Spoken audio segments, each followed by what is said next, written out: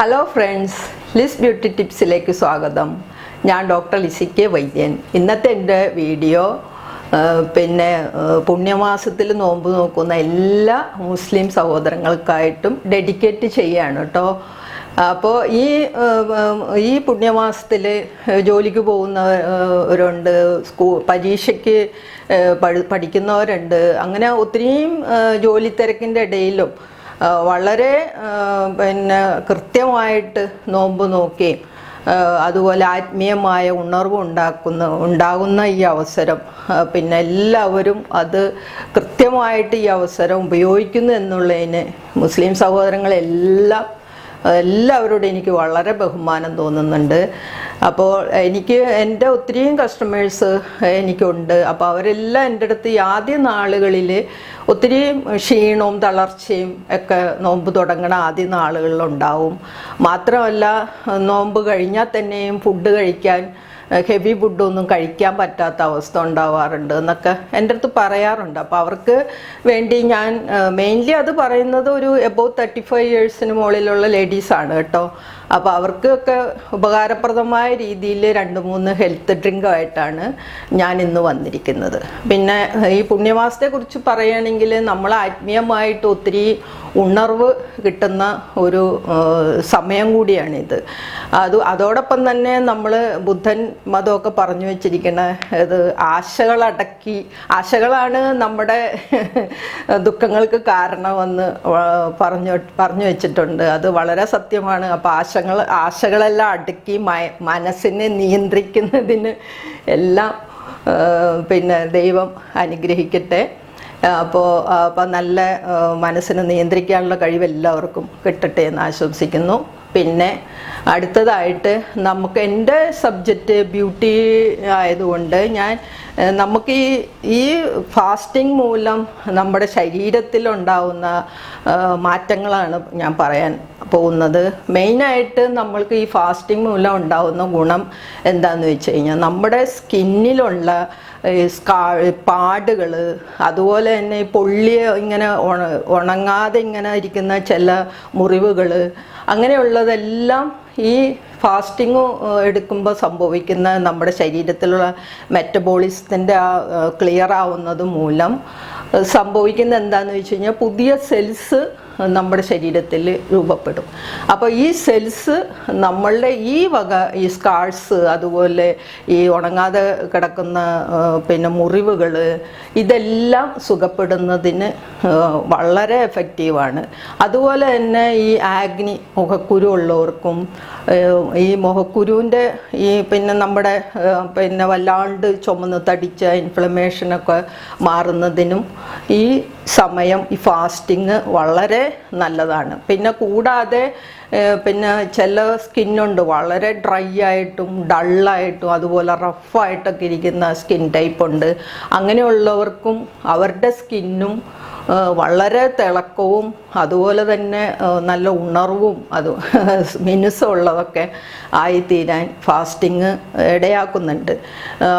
അതോടൊപ്പം തന്നെ നമ്മുടെ ഹെയറിനും നെയിലിനും എല്ലാം ഫാസ്റ്റിംഗ് കൊണ്ട് ഗുണമുണ്ട് കേട്ടോ. അതിന് കാരണം വേറൊന്നുമല്ല, നമ്മൾ ഫാസ്റ്റ് ചെയ്യുമ്പോൾ നമ്മുടെ ശരീരത്തിലെ നമ്മുടെ മെറ്റബോളിസത്തിന് റെസ്റ്റ് കിട്ടുകയും നമ്മൾ ജോലി കുറയുമ്പോൾ അവർ പിന്നെ ചെയ്യുന്നത് എന്താണെന്ന് വെച്ച് കഴിഞ്ഞാൽ, പ്രവർത്തനങ്ങൾ എന്താണെന്ന് വെച്ച് കഴിഞ്ഞാൽ നമ്മുടെ സെൽസിനെയൊക്കെ പുനർനിർമ്മിക്കുക എന്നുള്ളതാണ്. അതിനവർക്ക് ഒത്തിരി സമയം കിട്ടുന്നുണ്ട്.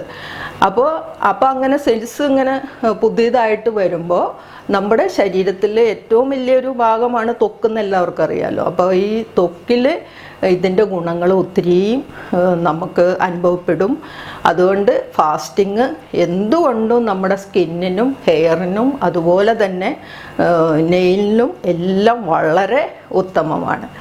അപ്പോൾ ഇനി അടുത്തതായിട്ട് ഞാൻ 2-3 ഹെൽത്ത് ഡ്രിങ്ക് പറയാം കേട്ടോ.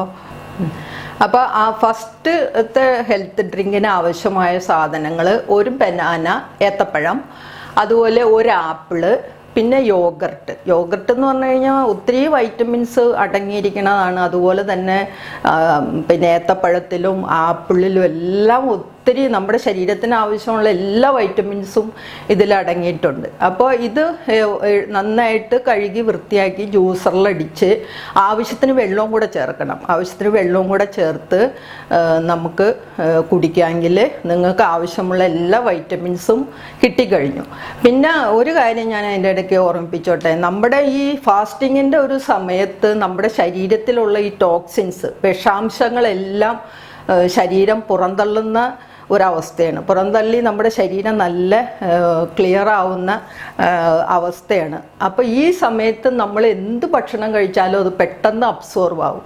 അതുകൊണ്ട് തന്നെ നല്ല ഹെൽത്തി ആയിട്ടുള്ള ഭക്ഷണങ്ങൾ, അതുപോലെ ഹെവി ആയിട്ടുള്ളത് കഴിക്കാതെ വളരെ ഇതുപോലെയുള്ള ഹെൽത്തി ആയിട്ടുള്ള വൈറ്റമിൻസ് എല്ലാം കിട്ടുന്ന ഡ്രിങ്ക്സും ഭക്ഷണങ്ങളും കഴിക്കണം. അതായിരിക്കും കുറേ കൂടെ നല്ലത്. പിന്നെ രണ്ടാമതായിട്ട് ഒരു ഹെൽത്ത് ഡ്രിങ്ക് എനിക്ക് പറയാനുള്ളത് ബീറ്റ്റൂട്ടും ക്യാരറ്റും ഓറഞ്ചുമാണ്.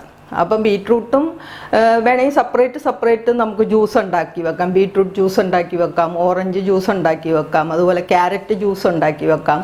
ഇതെല്ലാം കൂടെ മിക്സ് ചെയ്ത് ആവശ്യത്തിന് വെള്ളവും കൂടെ ഒഴിച്ച് കുടിക്കാം. അതും നല്ല ഹെൽത്ത് ഡ്രിങ്കാണ്. നമ്മുടെ കണ്ണിനും അതുപോലെ സ്കിന്നിനും എല്ലാം ക്യാരറ്റ് പറയണ്ടല്ലോ, ഞാൻ എല്ലാവർക്കും അറിയാം, വളരെ നല്ല ഒരു വിറ്റമിൻ്റെ കലവറയാണ് ക്യാരറ്റും ബീറ്റ്റൂട്ടും ഓറഞ്ചും. അപ്പോൾ അതും ട്രൈ ചെയ്യാം.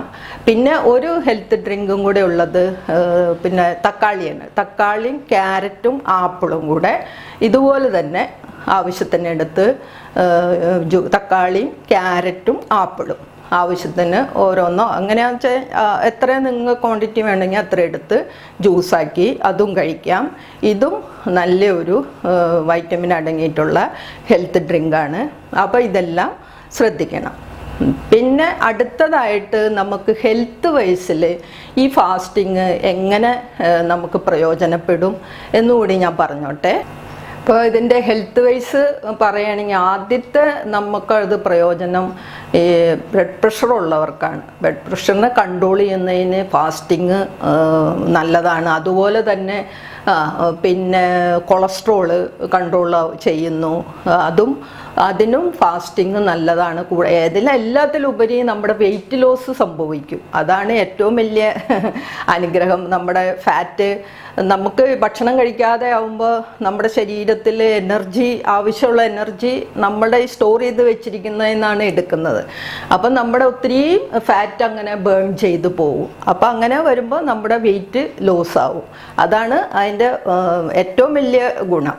പിന്നെ നമ്മൾ ഈ എന്താ പറയുക, ഇൻഫ്ലമേഷനുള്ള അസുഖങ്ങളുണ്ടല്ലോ, ആർത്തറൈറ്റിസ്, അതുപോലെ ക്യാൻസർ, കൂടാതെ പിന്നെ ഹാർട്ട് ഡിസീസ്, ഇങ്ങനെയൊക്കെ ഉള്ളവരെ സംബന്ധിച്ച് മാസത്തിൽ ഒരു ദിവസം 12 മണിക്കൂറെങ്കിലും നമ്മൾ ഫാസ്റ്റ് ചെയ്യണമെങ്കിൽ ഈ ഇൻഫ്ലമേഷനൊക്കെ കുറയുന്നതിന് വളരെ നല്ലതാണെന്ന് പഠനങ്ങൾ തെളിയിച്ചിട്ടുണ്ട്.